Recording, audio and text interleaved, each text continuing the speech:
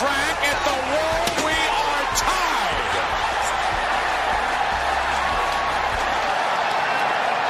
Look at this. He's slammed. I don't believe it. I don't believe it. Dropping a big leg. Over for the cover. He got it. Unbelievable. High fly ball into right field. She is gone. Austin, he got it. The starter. Mike Tyson in. Austin is the champion. Stone Cold. Stone Cold. Stone Cold. Now the 2-2. Well hit down the left field line. Way back in. Touch them all, Joe. You'll never hit a bigger home run in your life.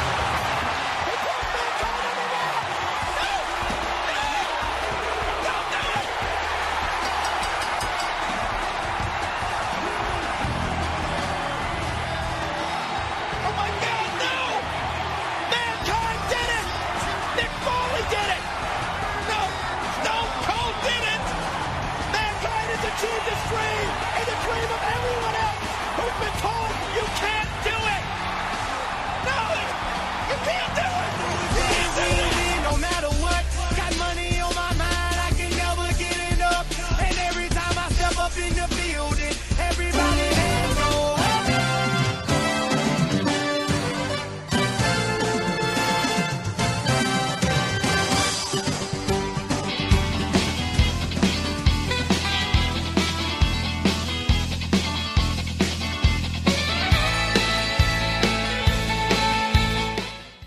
That's our Connection Podcast Network viewers and listeners. Welcome into WWE WAR, Wrestling Above Replacement. I'm JT, and as you can see, I am joined as always by my buddy Marcus. Marcus, how are you? I'm doing great, man. We're getting into spring, which means it's my favorite meme time of the year, which is Justin Timberlake saying, "It's gonna be May." I'll probably be like 85, and I will still love Pop that. for that one. It's a good one. Yeah. I always laugh at it too. It's better than my least favorite meme is after Halloween when they do the one of Santa carving the turkey and says, "Whoa, let's carve the bird before we start prepping for Christmas." I see that one like 5 times a year, and it drives me insane. I hate that one. We can celebrate both, you know. We can celebrate We can do both. both. Yeah. We don't need to compartmentalize. We can get prep for Christmas and still enjoy Thanksgiving. You know, we're okay. We're all right. Anyway, look, on this show here, we are doing a sabermetric nerd out stats-based breakdown of every WWE pay-per-view in history. We're doing it by season. And by season means we start with the pay-per-view after WrestleMania and any given calendar year, and then with WrestleMania the following year. So we are kicking off a brand new season type, Marcus. That is 2001, 2002. So we're going to start with Backlash 01. We're going to end with WrestleMania 18. That's our seasonal format. Yeah, it is a big one. I'm pretty excited about this one. You?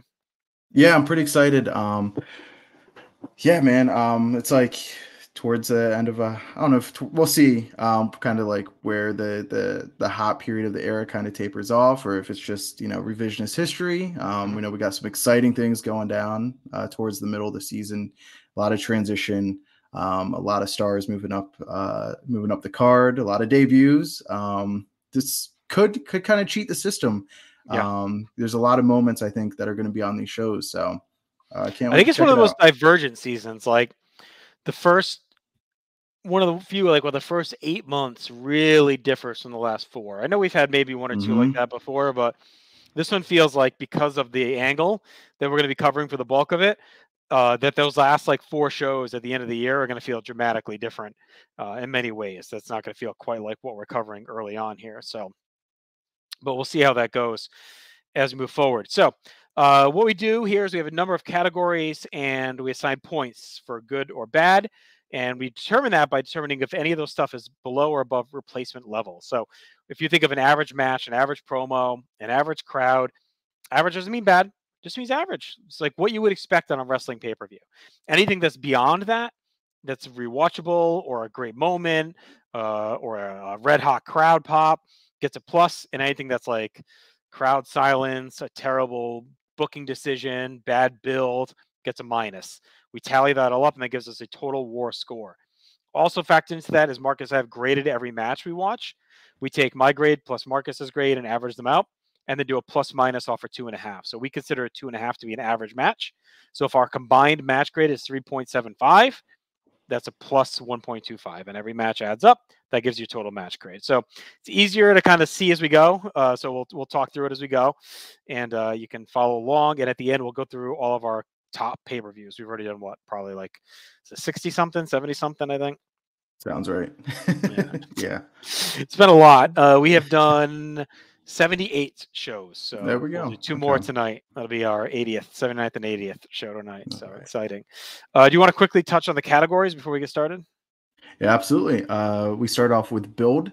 So the build up to the event, followed by the commentary, atmosphere, notable moments and importance, our match grades like JT talked about, the card structure, rewatchability, and then all-time matches. And for us, an all-time match, for it to be in the plus column, is anything that is 4.25 and above for both of us. And for it to be a minus, it is anything that is 0.75 and below. All right. Okay, so we're going to kick off our new season on April 29th, 2001 from the All-State Arena in Rosemont, Illinois for Backlash 2001. It's a pretty important show because it's the immediate follow-up to what many consider to be the second best WrestleMania of all time. Whoa. Not going to continue that argument here, but you can hear all about that argument in multiple places. But most recently on the Ruthless Aggressive podcast, which drops here every Tuesday on our network. That's audio only. We do have a few shows that are audio only. This, of course, is a hybrid. We have some video only content. So I would just suggest you subscribe to everything. Any podcatcher app, just search out North-South Connection, or right here on YouTube, if you're watching us, just hit subscribe below us, and you'll get notified of all our new content. So, yeah, it's the first pay-per-view after Mania. We have a bunch of change, right? We got a heel Steve Austin. The Rock is off filming a movie. We kind of have a little bit of a void on top when it comes to faces, so we'll talk about that. We have Jim Ross and Paul Heyman in the booth. Of course, Heyman had come in February when Jerry Lawler left alongside his wife. ECW folded and was sold to the WWF, and Heyman was brought in as Jim Ross's color commentator. Pal, at least early on. Of course, it'll evolve from there, as we'll see. For now, though, he's just the antagonist in the booth. We had two matches on Heat. One was actual title change. Jerry Lynn defeated Crash Holly for the light heavyweight title, and then Lita defeated Molly Holly. So a couple of matches there. And then we'll get right into our opener, which sees X Factor as everything they ever wanted. Can't take that away. X-Pac, Just Incredible, and Albert taking on the Dudley Boys, Bubba Ray, Devon, and Spike. Of course, when ECW closed, we had the influx of ECW guys as well, Spike Dudley being one of them. I think this is a pretty good opener. I went 2.5. I think it's just like what it needed to be. Just the crowd was into it. We just kind of wake up the show a little bit with the Dudleys. This is, pure on. Do they have Bombshell? They have Bombshell, right? They're still using or they actually just switched over to a Saliva, I think. Oh no, that's the next year. They have like the prototype version of the Saliva theme. Okay. The next year. Okay. It's yeah, so anyway, they start pretty well here. I mean, X Factor was interesting at this time. Like they were this was the term, for better or worse, X-Pac Heat was really at its peak. I don't know. I've always been an X-Pac fan, so it never bothered me. I actually thought this team wasn't bad. Like this is the benefit of this era, was that even teams like X Factor that were kind of down the card had like a developed gimmick, some unity. Mm-hmm. Like Albert was fine in the ring at this point, Just Incredible. I mean, this is probably the peak of his value coming off the ECW run, so it's not bad. I think everyone was just so down on X-Pac from like the Click stuff, and just kind of riding coattails that they were down on it. I mean, he was still winning a lot of shit, and people seemed down, but the dude was like 27. I mean, he wasn't like he was friggin' 40. I mean, like he was still young. He had just been around for a while. So the only downside of this, we'll definitely talk about it later. This was Wizards of the Wicked Wood. They were trying to get that over. JR says it like 3 or 4 times in the match. And I don't think I had ever heard it. Like I had no memory of this trying to get over. None. But he must have said it like over and over in this match. And I'm like, oh my God, like what a terrible fucking gimmick. Wizards of the Wicked Wood. can only imagine the t-shirts are probably trying to type up for the Dudley Boys. Yeah, I went 2.75, so a little bit higher than you, but same sentiments. Um, and that's despite Just Incredible being in the match, and he's like probably one of my least favorite wrestlers. Um, so like that said, this is pretty good. Um, yeah, good opener, solid opener. And that takes us to Raven versus Rhino for the hardcore Mm, title. yes. Um, this is what I would like to call. There's a couple on this show, but this one is going to get my Dudes Rock match Mm. of the night. This was awesome. I went 3.75. It almost got to 4. I thought I might have been overrating it a bit, but I really enjoyed this. They went balls to the wall. They went all out. And you can see like Rhino just get over as the match goes on. It's really cool to see. I've always loved this match. I loved it then. I love it now. I went 3.5. It's a great bookend to the WrestleMania hardcore, which is also super fun with Raven, Kane, and Big Show, where they almost kill the power to the to the arena. That back to back with this, like, were just too great. I love Rhino in this season. We're gonna talk about him quite a bit until he gets hurt. His energy is so great. Like, he's amazing in the ring, pinballing around. He felt like a potential megastar during this run here in 01. Like, he felt like a real big deal. He's presented strong. Raven gets a little dead cat bounce here during this time. Like, he kind of showed up in late 2000 and quickly fell apart. But the hardcore stuff really reinvented him, and he's great in this little run. And he gets used a lot, even though this is the who the fuck hired Raven from Vince time period. He he goes all out, and this has the infamous gore through the shopping cart, which is an all-time spot. It's Yeah. probably one of the most random great matches like they've ever had on a pay-per-view. Like, just out of nowhere, these two dudes. I mean, we knew they could go. You just didn't often get allowed to do like a real classic weapons brawl in the WWF like this, and they just really delivered. So yeah, I dug this a lot. It's a super fun match, and it's got a good rep, and it lives up to it. All right. Next, we have another infamous match, the Duchess of Queensberry, as Chris Jericho takes on William Regal. This is like a classic trope. I think Regal did this in WCW too, didn't he? Like, did like the Queen's Rules match or something at one Queensberry. So it was something like that. Yeah, I know him and WCW. Flair like had a series, I think, on Worldwide Yeah, I think that's what it was. and So like Saturday night. yeah, so for this one, Regal's kind of making up the rules on the fly. You got the Duchess at ringside. It's just, following up on their Mania feud, Jericho pissed in the tea and all that. They have pretty good chemistry. My only problem with this was all the start and stop definitely hurts it. I know that's the gimmick. It's a match that plays into that.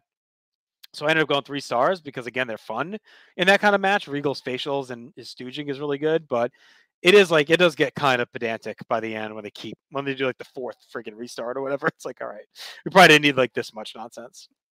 Yeah, I went 2.75. Same reason you just said. It's like just drags on a little bit too much. Either like cut the match time down if you're gonna do that many start and stops, or just maybe do 1 or 2 start and stops instead of like 3 or Yeah. 4 and get to it. Because when these guys can go, I mean they can really cook and really give you something good. But that said, it didn't take away from the card at all. It's still It's above fun. replacement level for us. And they're like 2 guys that are really good at that type of gimmick, like comedy stuff. Like, Regal's great in that with the stooging and the facial expressions, and Jericho's great at that stuff too. So, like, luckily they're able to make it work. It just was a little, if we're shortened up and tightened up a little bit, would have been better. Yeah. Well, our next match, it's pretty tight. It's snug, definitely.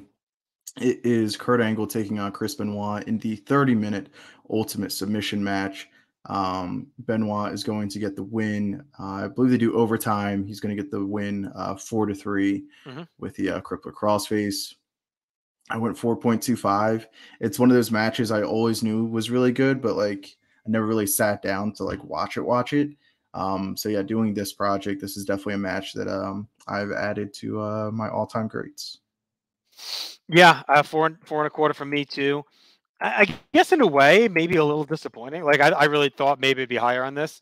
I think the 30-minute thing kind of limits them. Whenever you have that hard time limit involved, it can definitely stifle like trying to wrestle to that time versus just kind of naturally ebbing to that time. But that said, it's still really great. I think it's better than Mania from what I remember. Like, I'd probably have Mania like around a 4. And then I like the one in Judgment Day too. I mean, it's a great series. Benoit gets his win back here, so yeah, I mean, great stuff from these two, as you would expect. It's a great pairing here in early 01 for sure. Yeah. All right, which way did he go, Marcus? For our next match, Shane McMahon takes on the Big Show. Which way did he go? I went 3 1/4 on this. It's the typical kind of Shane versus big guy stuff. It's in the middle of push number 65 in 2 years, a Big Show, where he's flip-flopping around. He's serious, he's goofy, he's face, he's heel. Now he's a serious giant. But Shane's kind of goofing on him. Shane's a heel, or is he a face? Because he's gonna be heel soon, but he's still feuding with Angle, who's a heel. So the whole thing is kind of weird, kludgy here too, with the WCW stuff in the mix. I'll be honest, I never cared for the which way did he go stuff. It got really old fast. Okay. With the Shane and the Beanstalk stuff. It was funny at first, but in typical Shane fashion, he just runs it into the fucking ground. Says it 100 million times, and he uses it for the next however many years whenever he's involved with Big Show. It's all right, let's tone it down. Test gets involved here and helps Shane win. So the forever friendship of Test and Shane coming into play. And again, like I said, Shane's kind of still a heel here, even though he's going to be a face in the invasion. So I think they just hadn't sorted it all out yet. But I went through. Well, actually, no, I guess he's a face, right? I don't know. The whole thing is weird. I guess Test is a face because TNA's done. Yeah, then he kind of goes heel with the. It's just, I guess the original plan was for WCW to be the faces. So I don't know, but we'll chronicle. 3 1/4 for me. It's a fine garbage brawl, Yeah, the which way did he go stuff plays a little bit better with me because I was 12, I think, during the season. So it's right up my alley. That's total immature humor, beating it into the ground.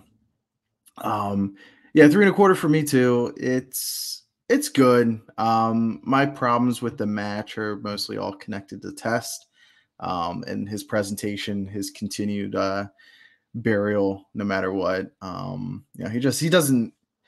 He doesn't do the match any favors, and he doesn't look good getting involved either. So it's kind of a net negative for Test on both ends there. But it's definitely a spectacle because you get the big bump to end things. Shane jumping off the scaffolding, the set, dropping the big elbow on Big Show, and they do a pretty good job getting to him.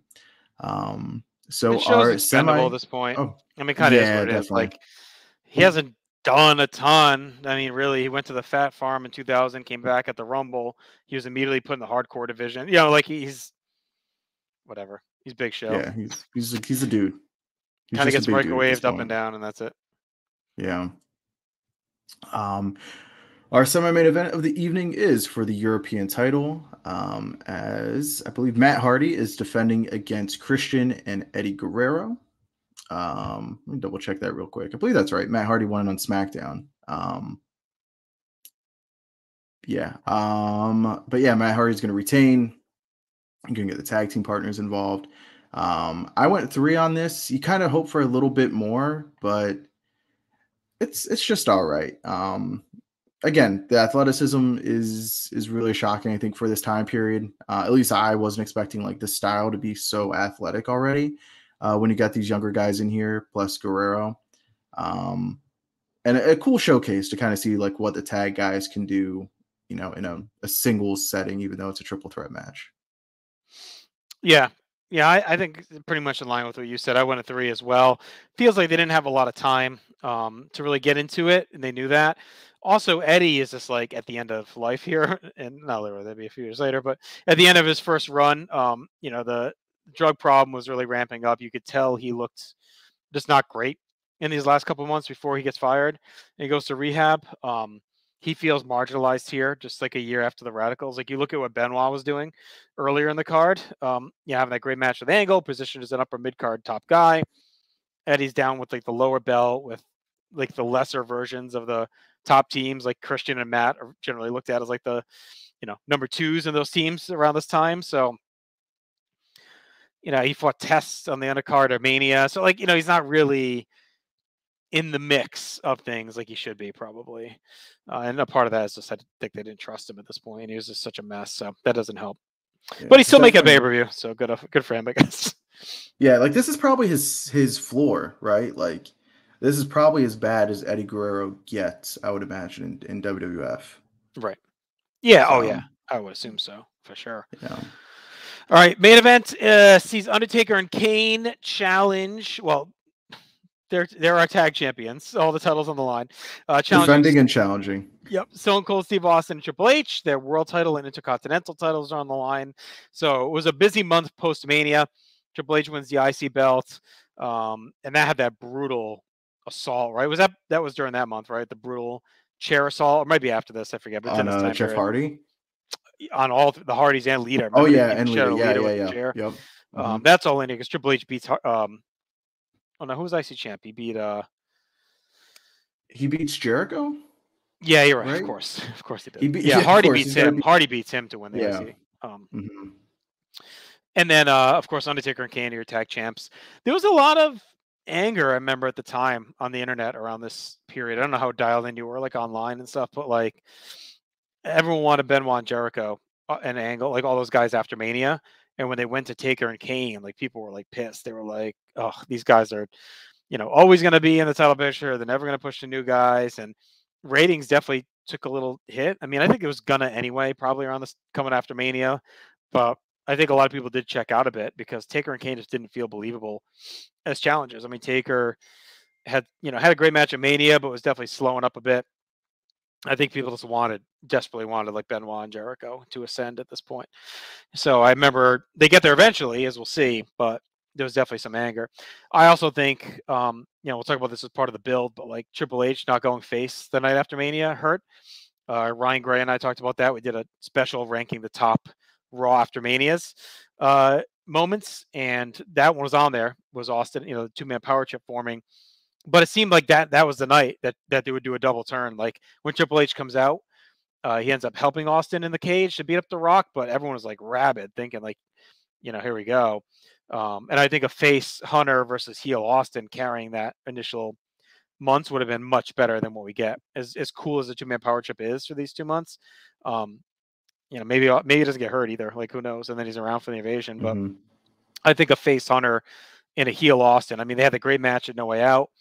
This is peak Triple H really in the ring and fan reception wise. So I really think like that could have been red hot coming after Mania. Triple H goes face. The crowd wanted it then. Like they wanted it in October with the Angle stuff, right? They held off there.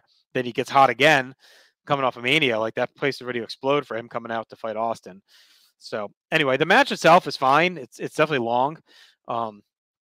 All in, it's 25 minutes, so it's a pretty long main event. I went 3 3/4 though. Like heel Austin's so much fun to watch, and he didn't even have everything honed yet. Like he would do that over the next couple months. So this is still a little rocky with him in the heel role, but overall, I thought they really cobbled together a good match. Yeah, I'm really interested to track Austin's 01 because I feel like the sentiment kind of is like, he kind of tapers off like after the neck surgery. He's not quite the same, but like. Remember WrestleMania 17, but like just looking at this season, like he's still humming. And you think of Triple H kind of being, one of the best workers. I don't have maybe the knowledge to say this, but to my limited knowledge of wrestling around the world at this time, I think he's one of the best workers going. So you kind of think of him kind of being the bump guy of the team, but him and Austin both, they're out there working super hard. So yeah, I went with a 3.75 as well. It felt like a super huge main event, which WWE does really well with. I think kind of like these spectacle attraction tag team matches where you get all these superpowers fighting. But I wasn't super dialed into the internet yet. I was just like reading at the library like whenever I went. But I liked my tag guys. I didn't like when superpowers kind of combined to take the title. So like, I like Kane a lot during this time. I like Undertaker, like Limp Bizkit's awesome. I wasn't like thrilled that they beat Edge and Christian, because like those are my tag team dudes. And, I think that's what added to it. Like, all right, now they're in the back of the tag division. They've taken the tag belts and, and then like, all right, they get a main event spot. And even with all that, I think if they just had this one and done, it might have been more palatable. I think the fact that they run it back at Judgment Day like they eat up 2 months of time with these guys. Yeah. When it was obvious too. Like Undertaker's not going to probably win the world title after Austin beat The Rock and turned heel and won the belt. Like he's just not. It's not going to win. Maybe Kane, which he ends up doing, but it's like it just didn't feel realistic that they would put it. So I think a 1 month thing and then move on would have been fine. Maybe not as egregious. We'll talk about it when we get to Judgment Day, but they end up eating up 2 months of that important time after Mania, just kind of spinning wheels. And I guess it allowed Austin to get his legs under him as a heel, but yeah, I think we're onto something there with maybe switching Taker and Kane's roles. We'll take a better look when we get to Judgment Day, but I think you're onto something there. But yeah, they linger too long on this, as we'll see when we cover the future events. All right. So that gives us a total match war score of 6.25, which is really strong for us. I would say like an average is between like 3 to 4. Some of the best shows are up in that 5, 6, 7 range. So for a comparison, NXT TakeOver Rival, which we liked a lot of the in-ring action last episode, got a 6 in-ring. WrestleMania, no, let's see, what's another good show that had like good in-ring stuff I'm trying to compare with? Like Fastlane 16 only had a 4. Rumble 16, which we loved, had a 6. So like it's one of the higher end. WrestleMania 21 had a 5.5. So Oh, wow. 6.25 is like a very strong in-ring show for us. All right, let's get to our first categories. Build. So we're going to talk about all the positive builds, right? Anything that was a positive over just a standard wrestling build. We gave a point for the use of the ECW stars in the hardcore division. That's a good use of them with Rhino and Raven. Play to their strengths. A point for the build for Regal Jericho. They feuded all the way to Mania. Past then, Regal becomes commissioner, P and the T, Duchess of Queensberry, like all that stuff. So a lot of long build to this. A point for the long build to Benoit Angle is, a pure wrestling contest. Again, they fought at Mania. Angle cheated to win. He kind of beat him. It was man to man, but he held the ropes at the end or whatever to steal the win. So they really built this on a pure wrestling setup. Point to Shane trying to poach different stars to WCW. So they're kind of burning the candle for him on both ends, feuding with Big Show, but also trying to hype WCW and keep that top mind. A point for Matt Hardy winning the European title over Eddie Guerrero.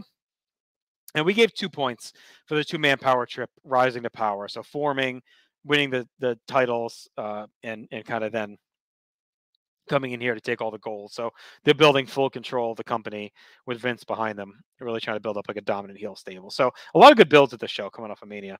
Usually a Backlash would be just like a Mania rerun, but this one, they felt like a lot happens after Mania and sets things up here. Yeah, you can definitely see like things have changed on TV. It's not just like, run the rematches back or anything like that. Let's look at the missteps they might have made along the way for the build. We are going to ding Shane the Beanstalk for being pretty lame in retrospect. Test being the damsel in distress of this feud does no favors for him or the match itself. Jericho peeing in the T. Hunter squashing, destroying Hardy for the Intercontinental title. I think Hardy wins it on SmackDown and he loses it on the next Raw. Convoluted power struggle with Linda having power. Going with Kane and Taker over Jericho and Benoit, like we talked about. This angered, upset a lot of fans, and you get the ratings dip to coincide with that. And and of course, squashing Edge and Christian to do so. We would just won TLC too, so you undo a lot of good you did at WrestleMania to put the tag team titles on Undertaker and Kane. Yep.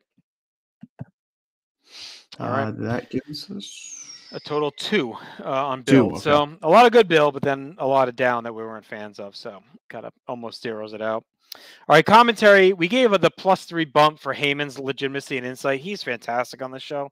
Makes everything. He's the closest to Jesse that we've had with like making everything so important, legitimate, makes sense, ties it together. He's really sharp here throughout the whole episode, throughout the whole show. We also give a point to him adding continuity to the ECW guys. Like he's able to tell their stories really well and make things make sense there. Regal making JR and Heyman stand for the Duchess, and JR says, "Welcome to America." And Heyman says, "It's about time we had a legit royalty in the WWF." That was a great dig at the King. I thought that was really funny. Ross is just in his glory in his wheelhouse there, and Benoit Angle. Oh my gosh. He loved it. And then JR and Heyman in the main events. Again, they're nailing the intensity, the story. I know like the stories that, JR wasn't like the biggest working with Heyman fan. They butted heads a bunch in WCW and all this different stuff. But I think they're great here. Their chemistry is immediate.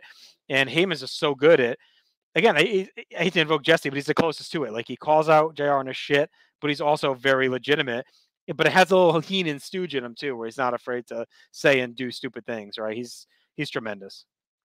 Yeah, he's really great. I'm looking forward to hearing more of this team as the season goes along. We only have one minus because this is a great team, and that was Jim Ross, as you pointed out, calling the Dudleys the Wizards of the Wicked Wood. Wizards of the Wicked Wood. At least 3 times. Oh, so we did ding them for that. But that was the only misstep in commentary. They're fantastic and might help put a lot of these shows over the hump. Yeah, so I mean that's a +6, which is we don't usually go super high in commentary due to some of these seasons and the teams we have, but I think that, like you said, this is going to be one of the best teams we've seen so far. I mean, we did. Let's see, what have we done? We've done 85, 86, obviously, but that was only a couple, so we had some Jesse in there. 99, 2000 was kind of peak JR and King. We were okay with that. But other than that, like we haven't really had a really great commentary year. 92, 93, we had some Bobby, with Vince and with Gorilla. So that's probably the best we've had so far until this. So we'll see. This is definitely some of the highest I think we're going to go on commentaries. All right, atmosphere. So point for the awesome set with the swinging hooks, very memorable, and it adds to Shane when he jumps off it. A point for the post-Mania ad, like post-Mania adds so much excitement and all that.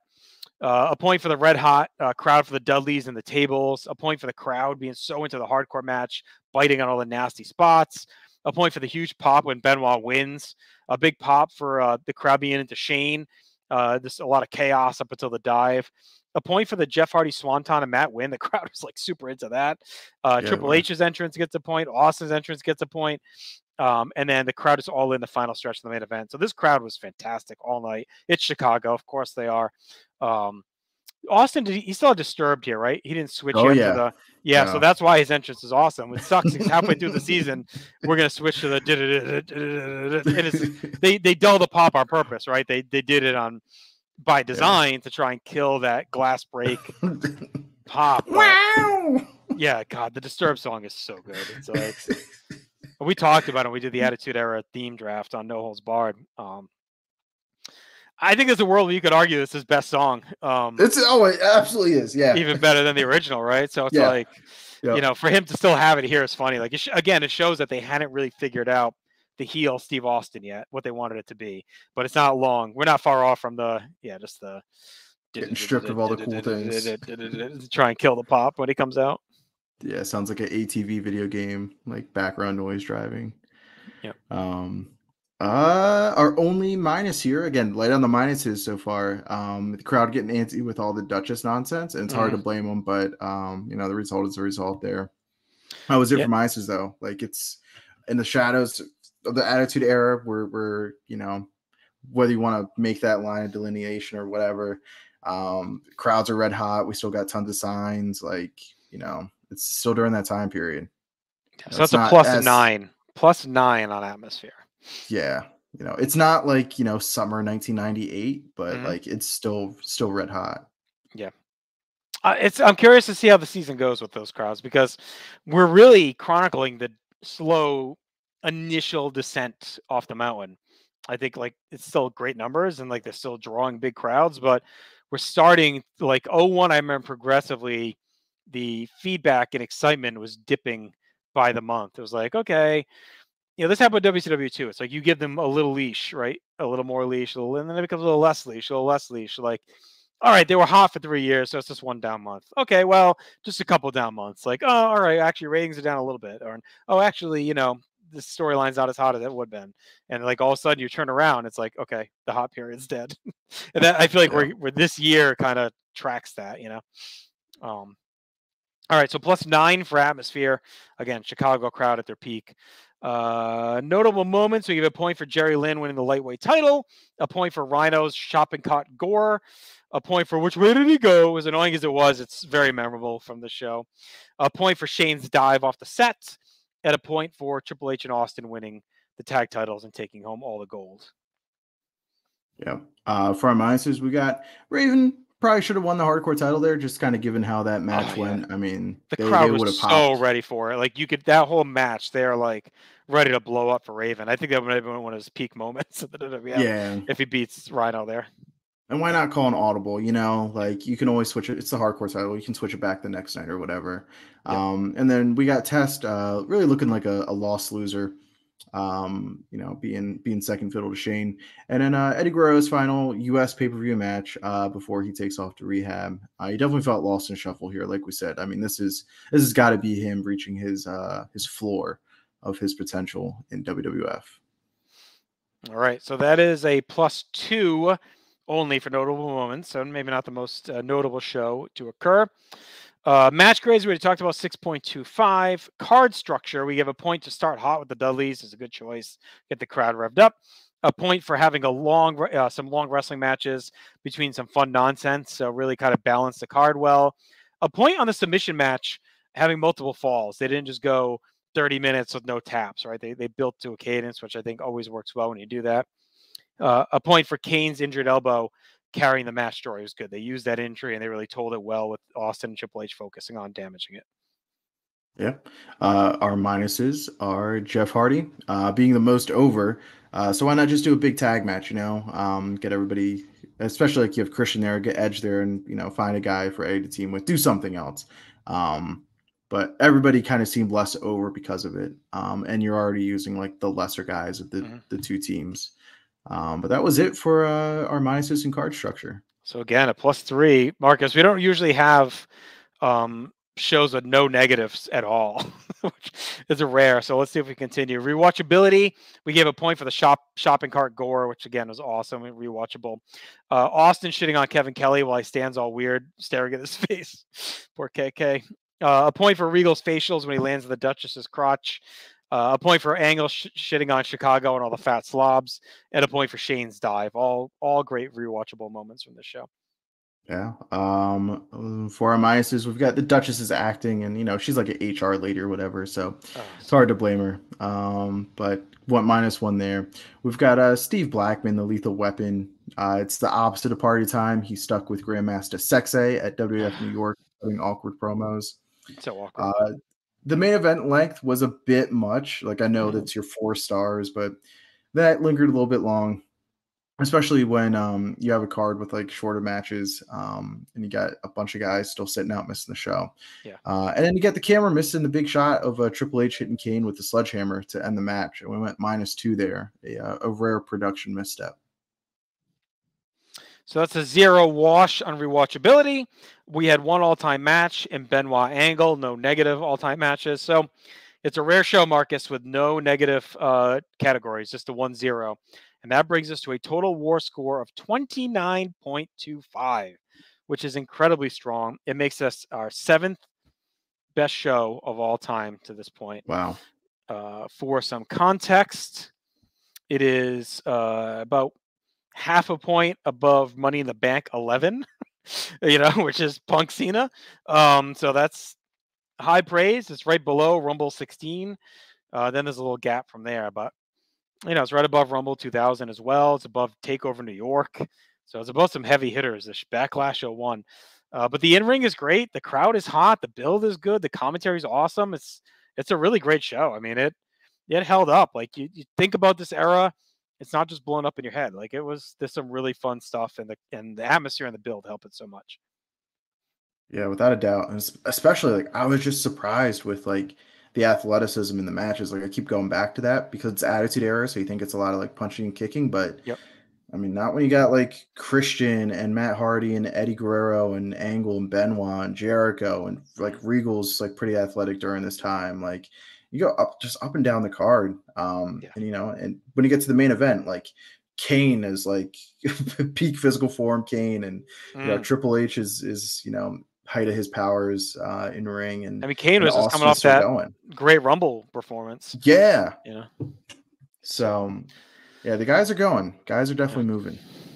All right. All right. So that's our first show. We're going to get to our second one in a moment. Just want to give a shout, of course, to Wrestling Warzone. It's back. It's every other Monday here on North South Video and audio. Myself and Chad Campbell going through the history of the Monday Night Wars. We are on the doorstep of Starrcade and at the end of 1996 and almost into 1997. Excited to start a new year. So we cover Raw, we cover Nitro, all the pay-per-views, clashes, and all that stuff. So it's been fun digging in really week by week to see the Monday Night War develop and WCW build their lead up. So we'll continue to see that throughout 97. Okay, let's get to our next show. We're going to go to May 5th, so just a week later, in Earl's Court Exhibition Centre in London, England, for Insurrection 2001. As you know, if you've been a longtime listener of the show, we do the UK only pay-per-views as part of our trek. So I was curious about this one because it is such a hot time period. The card looked not too far off from what we talked about a minute ago at Backlash. So it seemed like there was definitely some potential in there. So let's see what we got, Marcus. Our announced team is, I believe it's Cole and Heyman, right? It's not listed here. Yeah, it's Cole and Heyman. So JR's got the trip off, but Heyman's involved. We didn't have any dark matches right then, so we're going to get right to our opener, which is Eddie Guerrero taking on Grandmaster Sexay. 2.5 for me. It's, again, Eddie feels at the valley right now, man. Like, he's definitely toward the bottom of his powers. Scotty 2 Hotty was hurt, so Sexay's kind of out on his own. He had been doing the team with Blackman a little bit. I'd say this match underwhelmed, given who's involved in it. You'd think they could at least get 3 stars out of this, but Eddie just does not look good. And you got to figure European trip, like, he's probably really going hard on the plane, on the bus, and all that. So he just did not. He just doesn't look right. Yeah, when Grandmaster Sexay is looking like the most stable person in the match, it's pretty rough. 2.25 for me. Yeah, these guys are definitely capable of more. It felt like they were kind of sleepwalking through what a match is supposed to look like. So it was just missing a little bit of that polish, which, again, these 2 guys definitely know how to work. And it just seemed like they were kind of clumsily for them sleepwalking through a match. Agreed. Our next match is a tag team match, as it is the Holly Cousins of Crash and Hardcore taking on Saturn and Malenko. And I think we get our first taste of booking on the fly, card subject to change with this. Yeah, because this is supposed to be like Terry is supposed to be involved, and there's a whole mess we'll talk about when we get to the categories. But for this, I went 2.25 again. I just thought it matched the energy and effort of like the previous match. And yeah, just being a little bit underwhelmed given who's involved. I know Malenko is like really towards the end of the road for him. But even with that, like, I just expect a little bit more out of everybody. So 2.25 for me. Yeah, same. I mean, this feels like a bit of a relic match, like the Hollies here in 01. We're a year past like the really peak of the 24/7 stuff, and Holly's, height is probably like a upper mid card guy. Saturn Malenko, definitely the B team of the Radicals, and they're presented that way. So yeah, I mean, I said the card is similar to Backlash, but this is where the dips happen, right? As you kind of have the B team rolled out there for this one in the UK. That continues. Our next match sees one half of the APA, Bradshaw, taking on Big Show, and Bradshaw actually wins the match. He goes 3.5 minutes. I mean, Big Show's a scuffling big time here. He's in the hardcore division. He's now lost 2 straight pay-per-view matches. Well, 3 really. I mean, Kane and Raven beat him. Shane McMahon beat him. And now Bradshaw beats him. So that's a tough stretch. I went 2-star. Gentleman's 2 for the power spots, but Big Show's just a mess. Yeah, I went 2 with this one as well. And this is our 3rd match. It's under 6 minutes. And this one's half of that at 3:20. But if you would have asked me without me looking at the times, I would have guessed all these matches went like close to 10 minutes. They all just felt long, this one included. Yep. And yeah, I don't have anything else to add to it. And as great as Heyman is, like, you can't carry everything. So without JR to play off of, like, Cole's just not there yet, So Cole and Heyman aren't like the tour de force that could carry the show either. We get to our next match, which is the Hardy Boys, the Dudley Boys, X Factor, and Edge and Christian all competing in a four-way. I get It is everything I ever wanted. and I'll never give that back. Yeah. I love X Factor. Edge and Christian are going to pick up the win here, and they're going to last eliminate the Dudley Boys. It is an elimination match. Mm-hmm. They go 13 plus minutes. I went 3.25. Like, business definitely picked up with this. Again, back to the athleticism of the season. It seems like a lot of it is lumped into this match. The floor is high Yeah. in this era. Like, the floor is evolved because of how good these guys are. So even a Yep. match like this, it's probably like their baseline fine match, but because they're also good, it's like a 3.25 is what we get out of it, you know? Yeah. But when you look at the talent in there, you could argue again they underachieved. I mean, the Hardys, Dudleys, and Edge and Christian have had some of the best matches in company history to this point. You add X-Pac into the mix, like this should pop. This should be crazy, right? And it's 3.25. It's probably a little lower than you would hope for. But yeah, when you look at what we've been given so far, this one's like finally like a good match. All right. Up next, we have the rematch from Backlash as Chris Benoit versus Kurt Angle. Kind of a hidden little treat on this card. Like, I was surprised that they rolled these guys out again. And again, I thought it's great, but we're seeing the effect of it being this on this UK only show versus one of the major pay-per-views. So like their best stuff has been 4.25. This is 3.75 for me. So it's still great, but it's not what you would hope it to be. Yeah, 3.5 for me. Again, yeah, a little treat. I wasn't expecting to see this match. I went with the 2 falls in a row. That was different because you have 3 stages of hell to introduce at this time, so you're kind of expecting like you're going to see 3 falls, but they don't go that route, so that's pretty cool to see. And that brings us to Chris Jericho taking on William Regal. Regal kind of gets the hometown treatment. They aired like videos during the show, promoting him out and about, and he gets the backstage segment as well to start off the show with Vince. But Jericho's going to win. I went 3.5. I think this is the best that we've seen of them this season. And I think even going back to WrestleMania, I know we're not covering that this season. WrestleMania 17, the best WrestleMania. But I think this is their best effort. I really like this match a lot. Well, they gave him some time. Like, WrestleMania was a little bit like first match on the card on a huge show. Vibes to it. And then the Duchess match we talked about. But this one, they gave him 16 minutes. And like you said, kind of the hometown crowd. You get the Queen's Cup. And they just have a straight match. And I liked it as well. I went 3.5. So, second best match of the night for me, along with Benoit Angle. So really good stuff. All right, our main event is pretty much a repeat of Backlash, only without Kane because he's hurt. It's Undertaker versus Steve Austin and Triple H in a handicap match, and the Undertaker actually wins. Sadly, he can only win the world title if he pinned Austin. He doesn't. I was shocked when Taker won. Like, this seemed like an easy layup to have him do the job 2-on-1, but I guess they were trying to set him up, for Judgment Day as the top guy. So he gets the win here. We go 17 minutes. Again, I thought it was, whatever. I went 2.75. It's not, you would expect better. I mean, we're coming up Backlash with pretty much the same guys. You got Austin and Triple H at their peak in there, like Undertaker super over in the UK. Like 2.75 to me is like kind of disappointing. Yeah, I went 3, a little tick higher. And I think again, it was just kind of see like Austin, Triple H bumping around. Wasn't expecting to see that. It looked like they were having fun. Like, I think you can look at a lot of these matches, especially like when you compare them to now, and it's kind of like everything's this big laid out performance. But these guys are just in there kind of calling a match and listening to the crowd and going with things, and it's refreshing to see. And I kind of trend a little bit high on those things. So 3 for me. Not like a huge way to close out the show, but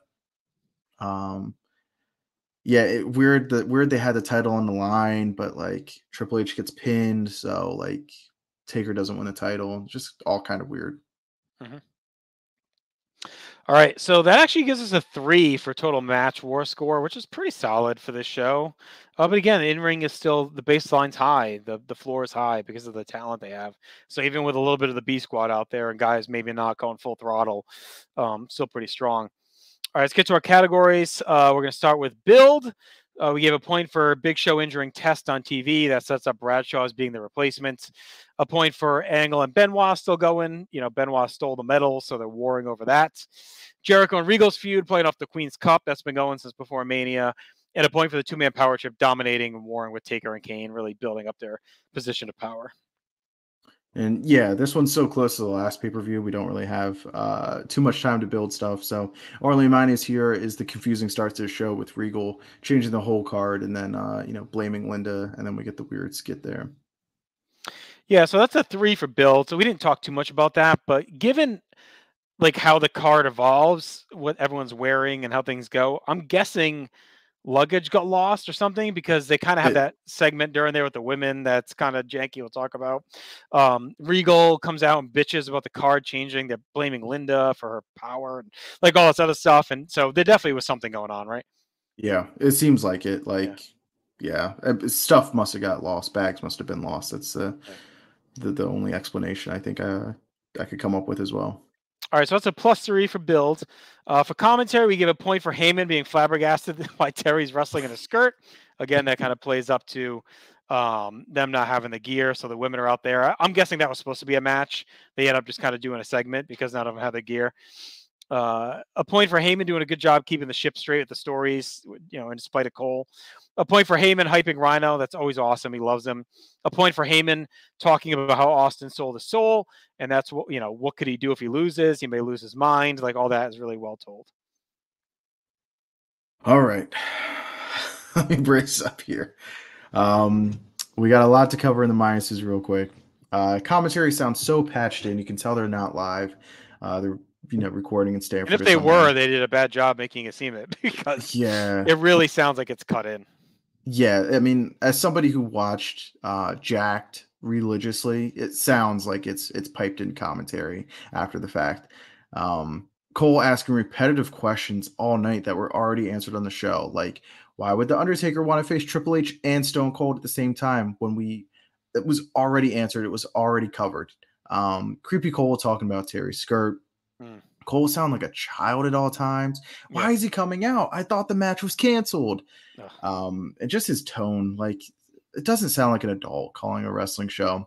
Cole with terrible similes and comparisons all night that don't make sense. Talking about the Big Show when JBL finally gets him off his feet. Cole says he knocked the big sequoia off his feet. Like trees don't have feet; they have roots. Like stuff of being a broadcaster, especially from Syracuse, like you would expect a lot better. He just seems overwhelmed at all times. Yeah, Cole having to hammer everything home too is just super obvious. Check it out. Look there, and, look there, look at him.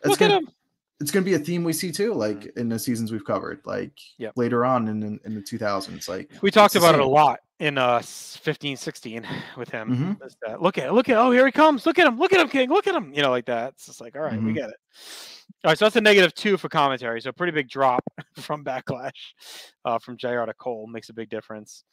Atmosphere, we give a point for the big pop for Grandmaster Sexay's dancing. The crowd was into it. We always love the air horns in these UK shows, so a pop for that. A pop for the Hardys. A point for the big pop for the Hardys. A point for the great reaction for the 3D through the table.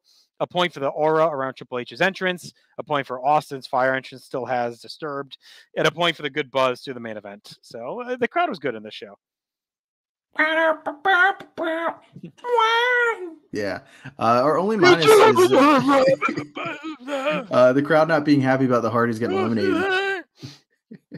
Stop, Bob.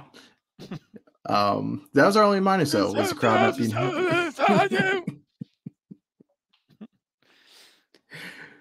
Oh man. +6 for atmosphere. +6. Yeah, they tried their best to save the show. Yeah, they were not happy. The Hardys went out. They were pissed. They were into the Hardys.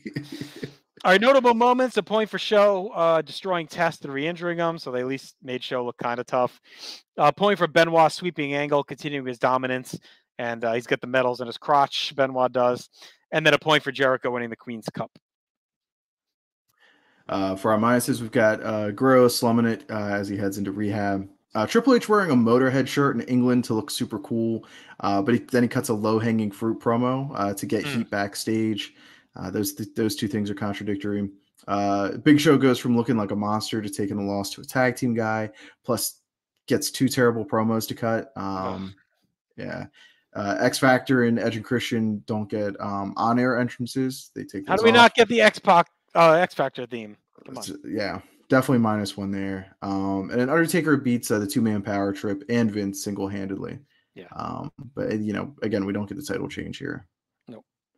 All right, -2 for notable moments. So definitely hurt there. Match grades, we talked about a 3. No positives to card structure. There was nothing that we thought was kind of worth the shout out over a standard card, but there was a lot we did not like, Marcus. There was, and it starts with a bunch of McMahon power struggle going on, overhauling the whole card. Really tough start. It felt like they did that skit to start the show in one take. We talked about potential like luggage or travel issues messing up the card. Regal is in London, and we get the charity ball video packages. It's not neat on a show that already has useless matches and he's a heel. They're like doing the British Bulldog Rampage VHS stuff, let's take a look at Regal in his hometown, but it's like he's been like the biggest douche on the roster over the last couple months, Yeah. So stuff like that. The card has no flow. The card all messed up and screwed up, and just again a lot of obvious filler. Yeah. Why not let the 4-way tag go longer with all these teams and eat a chunk of time? And then we also get, aside from the handicap match, world title match, which isn't a straight up match, we don't have any other title matches on the card. Yep. All right. So that is a -6 on card structure. So that definitely hurts. We had no all-time matches. Rewatchability, we give a point for Stevie Richards rants at English people and hussies during the whole RTC women's stuff, and then a point for Vince's face when he's about to take the choke slam. It's fantastic Vince stuff as usual. For our minuses, we've got Linda as an on-screen character, just a charisma value. I hate this period with this and the whole Foley with the unlimited power, and he had signed all the documents, and Linda had given him power. All that shit drives me nuts. I hate all that stuff. It's such just lazy writing during this time period. She reminds me of the English teacher. And then Guerrero looking just physically washed out and mentally checked out as well. All right, so that's 0 washed out there, and that gives us a total score about the opposite as opposite as we can get. We went 29 1/4 for Backlash. Marcus, this netted out to a 2 Insurrection. Oh boy, a 2. So not one of the best shows we've seen. Let's see, that brings us all the way down to our 73rd best show out of 80. So it is bottom 10 for us, down with No Way Out 05, just above Unforgiven and Armageddon 04, below Elimination Chamber 12, below No Mercy UK 99. We weren't big fans of that either. So definitely down in the dregs. Not in the Yellow Brick Road.